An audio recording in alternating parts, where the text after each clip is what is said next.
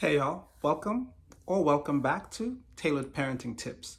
This is tip number 8. Let them talk when they want to talk. Do you find it difficult having conversations with your kids? Do you find often that when you want to talk to them, they don't necessarily want to talk?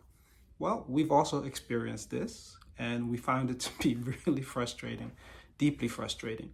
And we stumbled upon this notion of, hey, maybe we'll have better conversations with them if we allow them to talk when they want to talk.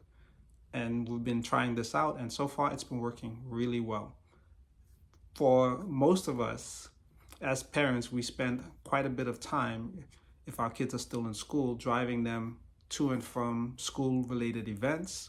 And if we have kids like Claudina who don't necessarily want to take the bus and we're able to drive them to school, sometimes we also find ourselves driving them to school. So I find myself playing the role of soccer dad often and dropping Claudina off to school.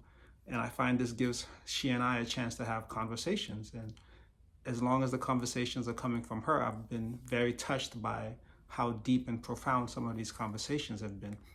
For example, I've come to learn her views about what's going on in the world, what's going on in the US, what's going on with the Supreme Court, what's going on with the decisions that states like Texas, decisions that are being made in states like Texas and Florida when it comes to rights or the denial of rights for people.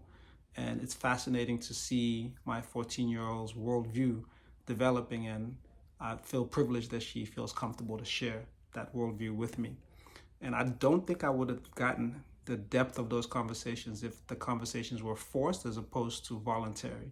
And in the case of Gilbert, I find that when I'm picking him up from his soccer matches or his football matches or theater rehearsals, that I get a chance to also talk to him and see what's going on in his world and what's happening in the sports, like how he's feeling, what he's thinking. And he went through 2 relationships during his 8th grade year. So I also had a chance to have conversations with him where I was asking uncomfortable questions and I was able to get answers from him about those uncomfortable questions. So for example, when he was dating, I would ask him like, hey, how are you and your girl doing? What's going on in your relationship? Is there anything that you want to talk to me about? And of course, as any 12-year-old would say, like, no, dad, like, I don't want to talk about it. And like, no, there's nothing going on. And so I'll ask him, like, well, why do you think I'm asking you these questions? I know they're uncomfortable. And he was like, well, I know why you're asking. So I was like, okay, humor me. Tell me, why am I asking? And to my surprise, pleasant surprise, he says, well, because you care and you're concerned and you want to make sure that I'm not doing anything that I'm not ready to do and that I'm not doing anything that my girlfriend is not ready to do. So I was like, okay, well, I just want you to know that I'm here and you can always talk to me about anything and you can talk to me when you're ready. So we found this way of having conversations with them to be really, really helpful, and it seems to be working for them as well. Well, what about you? What do you currently do to have conversations with your kids? How do you deal with asking them the uncomfortable questions and getting answers to that?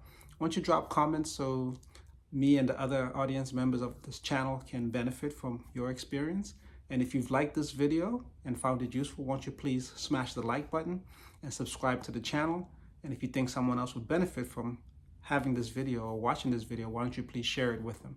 All right, y'all. Thank you so much. See you soon.